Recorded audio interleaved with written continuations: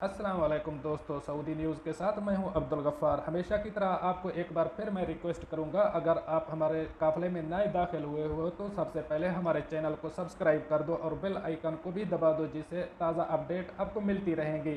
अगर आपको वीडियो पसंद आए तो इसको शेयर और लाइक भी कर दो, जिससे हमारा मोटिवेशन बढ़ता रहेगा। अब चलते हैं हेडलाइन की तरफ। मुत्तहिदा अरब अमारात में कैद 400 पाकिस्तानी रिहा। गल्फ न्यूज़ ने अमारात में मौजूद एक सीनियर पाकिस्तानी सफारतकार के हवाले से बताया कि हुकूमत पाकिस्तान अमारात और दीगर मुल्कों के लिए खसूसी परवाज़ों के नए मनसूबे पर काम कर रही है।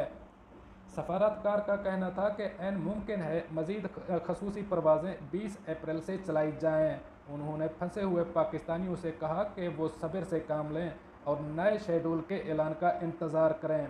वाज़ेह रहे कि अमारात में मौजूद 40,000 से ज़ायद पाकिस्तानी वतन वापसी के ख्वाहिशमंद हैं। उन्होंने अपने नाम कौंसलेट में रजिस्टर्ड कराए हैं। इनमें वो पाकिस्तानी शामिल हैं जो विज़िट वीज़ा पर आए थे या जिनकी मुलाजमत ख़त्म हो चुकी है। ऐसे भी हैं जिन्हें उनकी कंपनियों ने कोरोना बहरान के बायस बिला तनख्वाह छुट्टी पर जाने को कहा है। इससे कबल सऊदी अरब में सफरी पाबंदियों के बायस रुके हुए 470 उम्रा ज़ायरीन 2 खसूसी परवाज़ों के ज़रिए पाकिस्तान पहुँच चुके हैं।